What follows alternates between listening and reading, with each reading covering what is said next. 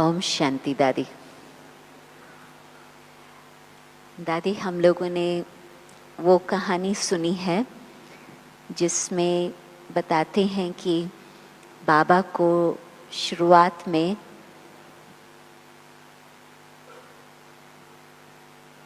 जब साक्षात्कार होने लगे तो एक ऐसा भी साक्षात्कार देखा जैसे कि ऊपर से तारे आ रहे हैं और जब धरती के नज़दीक पहुंचते हैं तो वो अपना स्वरूप, देवी स्वरूप धारण करके फिर सृष्टि पर आते।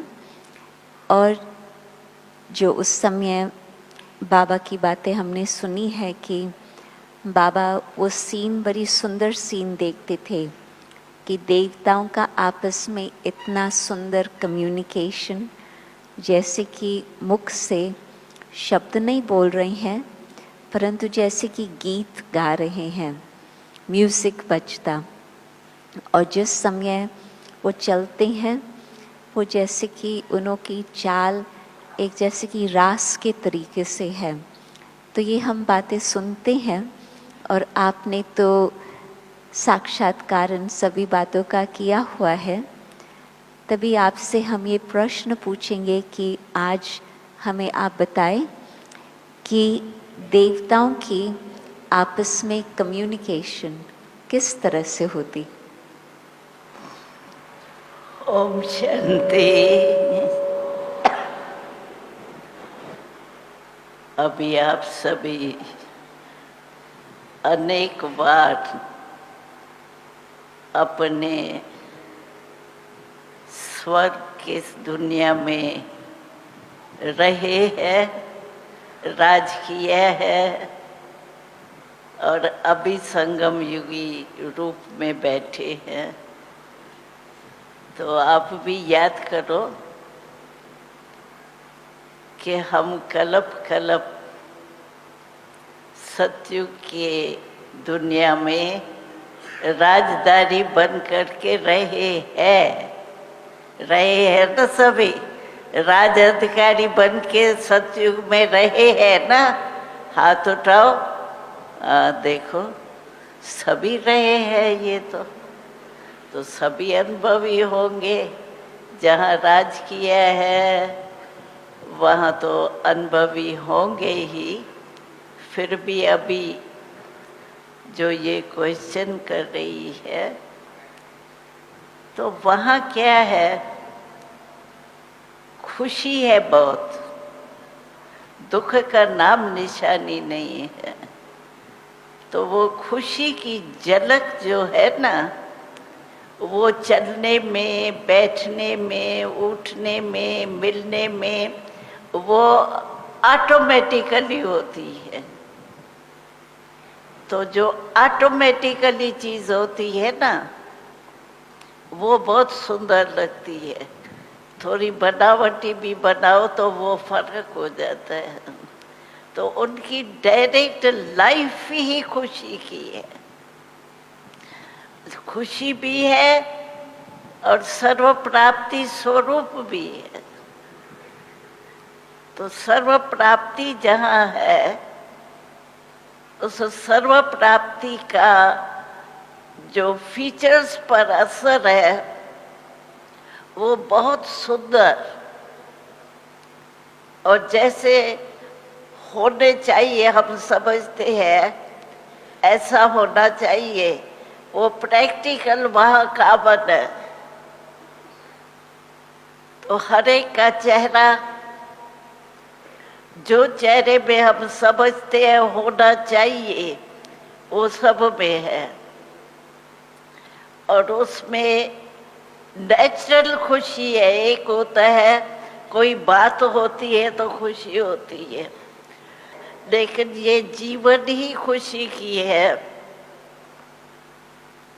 इसी कारण उनको जो भी चलन है ना, वो न्यारी और प्यारी है। तो जो ये सुना रही है वो तो कॉमन है, वहाँ कोई बनावटी भी नहीं है, नेचुरल लाइफ ही वो है। तो आप सोचो वो कौन थे? आप ही थे ना। तो आपकी ऐसी लाइफ थी, और हर 5,000 वर्ष के बाद आपकी ऐसी लाइफ बननी ही है। अभी भी बनेगी, अभी अभी जाएंगे तो कहाँ जाएंगे। अभी भी अपने ही सतयुग में जैसे वर्णन कर रही है उससे भी ज्यादा जो भी होगा, खुशी का रूप, तंदुरुस्ती का रूप और सर्व प्राप्ति संपन्न का रूप, वो वहाँ हर देवता का होता है। कुछ कारोबार की जरूरत ही नहीं होंगी? कारोबार है, पढ़ाई पढ़ने जाएंगे बच्चे, लेकिन पढ़ाई क्या होंगी वहाँ? सब ज्ञान तो यहाँ के सारे संगम युग का तो चलता ही है ना, उनका फल है ना। तो पढ़ने में मेहनत नहीं, जैसे खेल होता है, जैसे आजकल पढ़ते हैं लोग तो बोझ समझते हैं ना, वहाँ खेल खेल। और फिर राज्य कारोबार जो होता, राज्य चलाने का जो कारोबार होता, हाँ, वो भी ऐसे सिंपल है, क्योंकि लड़ाई झगड़ा वगैरह है नहीं। जो सोचे क्या करना चाहिए, इसमें नहीं करना चाहिए, करना चाहिए, ये क्वेश्चन ही नहीं है। सर्व प्राप्ति है, और सर्व लोग जो है उनके वाइब्रेशन भी वैसे ही शुभ है। तो कुछ सोचने की जरूरत नहीं, नेचुरल लाइफ भी ऐसी। तो जिस समय वो एक दो को देखते हैं तो उनों की दृष्टि में क्या होता है? एक दूसरे को किस तरह से देखते? एक दो को दृष्टि में अपने संबंध से भी देखते हैं, संबंध होता है वो भी देखते हैं, और एक दो को देख करके वाइब्रेशन ऐसा शांति का, सुख का, आनंद का, प्रेम का आता है, जो एक दो को देख करके सबका वायुमंडल ऐसा हो जाता है। तो ज़्यादा साइलेंस का ही कम्युनिकेशन होता? नहीं, साइलेंस का नहीं होता है। जो कार्य है उसी रीति से एक्शन होता है। समझो स्कूल में जाएंगे तो वहाँ साइलेंस में थोड़ी जाएंगे, उसमें उस रूप में जाएंगे। डांस करेंगे तो और रूप में जाएंगे। जैसा समय होगा, जैसी एक्ट होंगी वैसे रूप।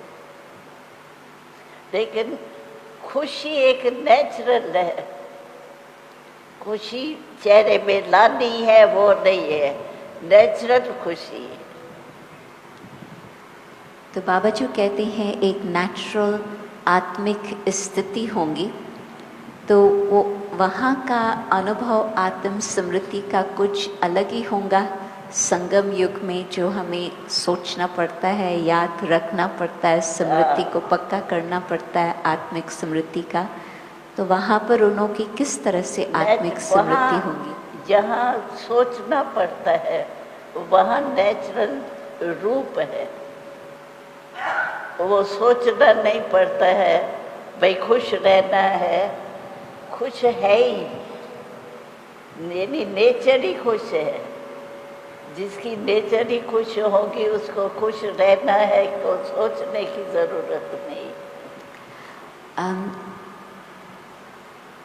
ये कह सकते कि फिर भी संस्कार सबके पवित्र है, सबके शुद्ध है, सबके श्रेष्ठ है, परंतु क्या संस्कारों की वैरायटी कुछ नजर आएंगी? वो तो राजा और प्रजा में फर्क तो होगा, लेकिन प्रजा भी, जो प्रजा है वो सारी खुश है ना, सारी में सर्व प्राप्ति की वो लहर है। इसीलिए खुशी में कोई में अंतर नहीं होगा, खुश सब होते। तो संस्कार एक समान नजर आएंगे, कुछ फर्क नहीं, या कुछ भिन्नता होंगी संस्कारों में? वो उन जैसे राजा होगा तो राजा ही के संस्कार प्रजा में तो नहीं होंगे ना।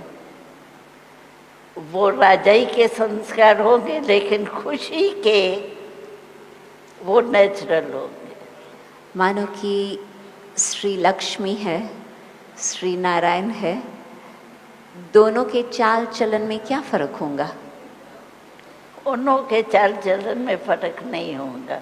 उनकी खुशी, उनका रुआब, उनका वो दोनों में होगा, क्योंकि दोनों ही पुरुषार्थ की प्रारब्ध में है। इसलिए उन्हों को पुरुषार्थ करना नहीं पड़ता, नेचर है। तो सब जैसे कि ये भी भेद नहीं रहता कि ये स्त्री है, ये पुरुष है। वो नॉलेज सब है। वो तो क्योंकि वृत्ति दृष्टि में चलेंगे, कारोबार में चलेंगे, तो स्त्री और पुरुष समझो राजा और रानी है, लक्ष्मी नारायण है, तो नारायण तख्त पर बैठेगा, लक्ष्मी थोड़ी बैठेंगे। लक्ष्मी को अपना तख्त कुछ नहीं है? लक्ष्मी को तख्त कुछ नहीं है अपना? लक्ष्मी वो अपनी फैमिली में होंगी ना, तख्त पर तो नहीं होंगे। सिर्फ नारायण तख्त पर बैठेगा? नहीं, वो सेरेमनी में बैठेंगे, लेकिन राज्य के समय तो अकेले ही बैठेंगे। ये आज मैं नई बात समझ रही हूँ दादी। क्या? कि अकेला नारायण ही तख्त पर बैठेगा? नहीं नहीं, जब राज करेगा, हाँ, राज कारोबार करेगा, तब तो अकेले ही बैठेगा ना। लक्ष्मी और नारायण आपस में कुछ डिस्कस करेंगे कि हम बातचीत करेंगे, हंसेंगे, खेलेंगे, क्यों नहीं। भाई आप बनेंगे ना, आपको याद आता है आप बने हैं। क्या खुशी की झलक होगी, वो तो अभी भी याद करो तो आ जाती है।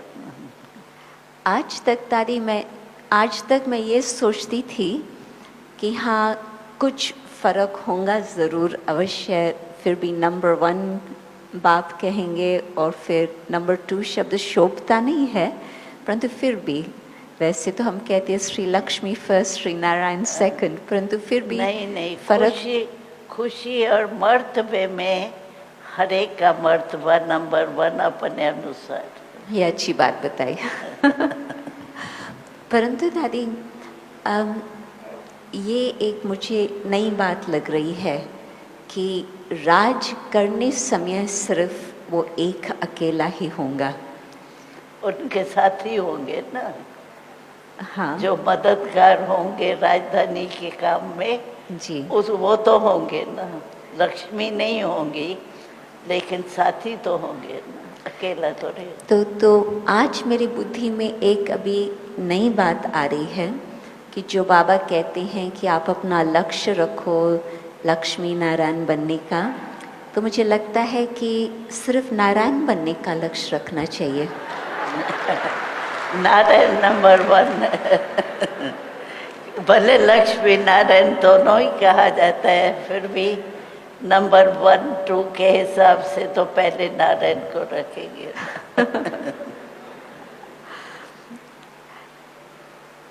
वैसे कहते हैं कि राज रानी का और हुक्म सरकार का, तो रानी का भी तो कुछ राज तो होगा ना? हाँ, वो तो समानता होती है वहाँ। ऐसा नहीं समझो कोई भी काम है नारायण लक्ष्मी के ऊपर रखता है तो लक्ष्मी भी ऐसा ही करेंगे जैसे नारायण। दोनों की बुद्धि की अथॉरिटी तो है ना, कम नहीं होते हैं। दोनों ही में अपने अपनी शक्ति, अपना अपना संस्कार, अपनी अपनी ड्यूटी, दोनों की अपनी अपनी। दादी मैं टॉपिक थोड़ा अभी चेंज करती हूँ और प्रश्न ये है कि देवताओं का तो जो कम्युनिकेशन है, जैसे आपने बताया कि एक खुशी का लेन देन एक नेचुरल रीति से चलता, परंतु सूक्ष्म वतन में जब आप जाते हैं वहाँ पर कम्युनिकेशन किस तरह से होता? वतन में, साक्षात्कार में, वहाँ कम्युनिकेशन कैसे होता? आप बताते हैं ना कि आज बाप दादा ने बाहों की माला पहनाए, या फिर आप बहुत डिटेल में हमें बताते हैं कि बाबा ने ये कहा, बाबा ने ऐसे बताया, आद आद आद। तो वो आप कैसे समझते हैं कि बाबा ने कैसे आपको बताया? नहीं, वो दिखाई देता है ना। हम जब सूक्ष्म वतन में दीदार, ध्यान दीदार में जाते हैं तो वो तो सामने जैसे यहाँ दिखाई देते हैं ना, वैसे ही बाबा दिखाई देते हैं। बाबा आया, दूर से देखा तो उठा, मिला, जैसे यहाँ दिखाई देता है वैसे वहाँ भी एक्ट में दिखाई देता है। जी, परंतु बाबा को जो आपको संदेश देना होता, जो आप फिर हमें आके बताते हैं, तो वो बाबा क्या आपके बुद्धि को टच करता? नहीं, और नहीं, वो आप समझ जाते? बोलते हैं, बात करता है बच्ची ऐसे, जैसे समझो बच्ची ये संदेश लाया है, इसका उसका वो जैसे सुन के कोई जवाब देवे ना रूबरू, ऐसे में ऐसे अनुभव होता है। क्योंकि हमने ये सुना हुआ है कि वतन में साइलेंस में ही, मूवी में ही सब कुछ चलता। तो लेकिन हम भी मूवी होते हैं ना जानने वाले, तो हमको नेचुरल लगता है। तो जैसे तो आपको ऐसे ही लगता है जैसे बाबा आपको आवाज से बता रहा। जैसे यानी समझ में ऐसे आता है, भले बोले कैसे भी, लेकिन समझ में ऐसे ही आता है जैसे टाक कोई करे। यानी मुश्किल नहीं, ये क्या कहा बाबा ने, ये मतलब ये तो नहीं है, वो तो नहीं है, वो नहीं चलता है, जैसे नेचुरल हम सुन रहे हैं बाबा बोल रहे। तो ये कहें कि बुद्धि की लाइन आपकी बाबा के साथ ऐसे क्लियर जुड़ी हुई है कि बाबा के पास जो संकल्प आता वो आपको तुरंत ही पहुंच जाता? नहीं, मैं भी तो परिवर्तन हो जाती हूँ ना जी, मैं खुद भी तो परिवर्तन हो जाती हूँ ना, फरिश्ता बन जाती हूँ ना, तो नेचुरल लाइफ हो जाती है। फरिश्ते रूप में मैं भी तो आकारी हो जाती हूँ ना जी। तो आकारी को आकारी की बात समझना तो इजी होती है। ठीक।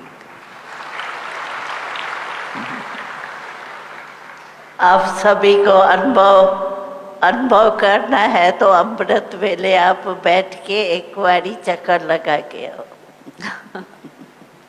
बाबा सबकी बुद्धि को खींच लेंगा? हाँ, बाबा सबकी बुद्धि को खींच लेंगा? हाँ, यथाशक्ति होगा ना। जितनी जितनी पावरफुल अशरीरीपन की अवस्था होंगी उतना ही कैच कर सकेंगे ना। दादी, अभी संगम युग की दूसरी बात पूछते हैं कि अभी यदि हमें देवता बनना है तो अभी हम किस प्रकार से अपना पुरुषार्थ करें जो हमको अभी से ही गारंटी हो अपने लिए चाहे दूसरे के लिए कि हाँ ये देवता पद प्राप्त करने वाले हैं? तो हमारी कम्युनिकेशन में किस तरह का होना चाहिए? नहीं, मैं तो समझती हूँ देवता से भी पहले अभी का जो हमारा स्वरूप है ब्रह्मांड का, देवताओं से ऊंचा है। और अभी डायरेक्ट परमात्मा हमसे मिल रहा है, हमसे बोल रहा है, वहाँ तो वो होगा ही नहीं। तो अब भी हमारा ब्रह्मांड रूप जो है वो सबसे सारे कल्प में श्रेष्ठ जन्म अगर हम देखें तो ब्रह्मांड जन्म है। तो आज हमारी कम्युनिकेशन आपसी कैसे होनी चाहिए दादी? हमारी का वो ही होना चाहिए जो अगर हम किससे मिलते भी है तो इस समय भले ब्राह्मण रूप में है, लेकिन ब्राह्मण फरिश्ते है, फरिश्ते फिर देवता है, ये ज्ञान बुद्धि में होना चाहिए कि किससे मैं मिल रही हूँ, ये कौन सी आत्मा है, उसकी आत्मा का क्या अभी क्या है, भविष्य क्या है, वो बुद्धि में ऑटोमेटिकली आना चाहिए और उसी रुहाब से मिलना चाहिए एक दूसरे। साधारण नहीं भाई ये फलानी है फलानी है, फलानी का फिर वो संस्कार भी सामने आ जाता है, ये ऐसी है वैसी है। अगर फरिश्ते रूप में देखे तो फिर ये नहीं है। अभी बाकी कुछ घंटे की ही देर है जबकि हम आपके द्वारा बाप दादा से मिलन मनाएंगे, तो हम अभी से लेकर कल शाम तक कौन सी विशेष बात ध्यान पर रखें अथवा अभ्यास करें? ये अशरीरी बनने की, बाबा जो है वो अशरीरी रूप में सूक्ष्म झोले में आएंगे, तो हमको भी ऐसे ही अपने फरिश्ते रूप के स्वरूप में रहना चाहिए और बाबा फरिश्ता, हम भी फरिश्ता, फरिश्ता फरिश्तों में मिलन होगा। जी दादी, आपको और कुछ हमें ध्यान पर देना हो अभी? मैं तो ये समझती हूँ कि सबसे श्रेष्ठ जीवन जो है हमारी सारे कल्प में अभी की है। भले सतयुग में भी बनेंगे हम, राजा रानी भी बनेंगे, सब बनेंगे, लेकिन इस समय के ब्राह्मण जीवन का जो महत्व है हमारा, वो सारे कल्प में श्रेष्ठ से श्रेष्ठ जीवन ब्राह्मण जीवन। क्योंकि अभी परमात्मा आत्मा का स्पष्टीकरण है। हम आत्मा परमात्मा से मिल रहे हैं, परमात्मा हमको ज्ञान सुना रहा है, तो अभी परमात्मा और आत्मा का नाता है। वहाँ तो फिर भी राजा रानी है और उनका नाता हो जाएगा, लेकिन इस संगम युग में जो हमारे को परमात्मा का स्वरूप मिला है, मिलन मिला है, बातें करना मिला है, सर्व संबंध निभाना मिला है, वो सतयुग में भी नहीं होगा। यही संगम युग है जिसमें हम नॉलेज से परमात्मा से मिलते हैं। परमात्मा हम आत्माओं को सुना रहा है, इस समय से मिलती है, फिर तो सारे कल्प में नहीं होगा। संगम युग तो सबसे श्रेष्ठ है। एक एक सेकंड संगम युग का वैसे देखे तो एक सेकंड क्या है, बरसों समान। हम समझो उसको हल्का कर देते हैं तो एक सेकंड नहीं गमाया, लेकिन एक वर्ष गमाया। जैसे संगम युग का इतना महत्व है, क्योंकि परमात्मा के रूप से हम आत्माएं मिले परमात्मा से, वो और कोई युग में नहीं। सतयुग में तो देवता रूप में होंगे, लेकिन अभी आत्मा परमात्मा के रूप में हम समझते हैं, हम आत्माओं को परमात्मा मिला है और परमात्मा ज्ञान दे रहा है सारे कल्प का। अभी आत्मा परमात्मा का मिलन, आत्मा परमात्मा का परिचय और संबंध का सुख लेना वो अभी है, फिर सारे कल्प में नहीं। थैंक यू दादी।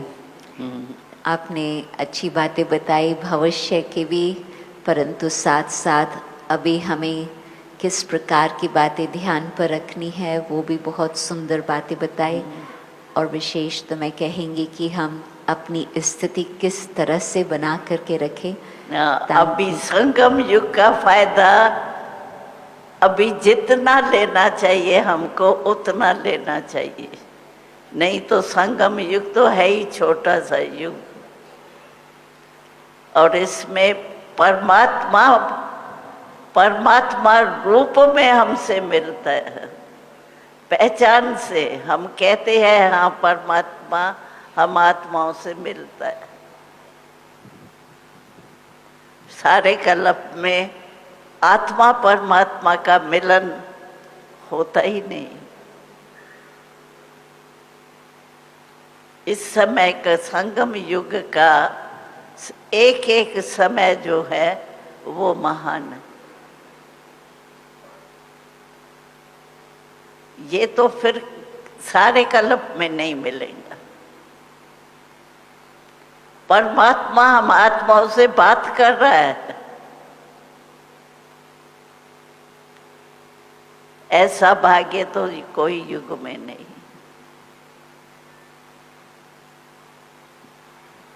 थैंक यू दादी।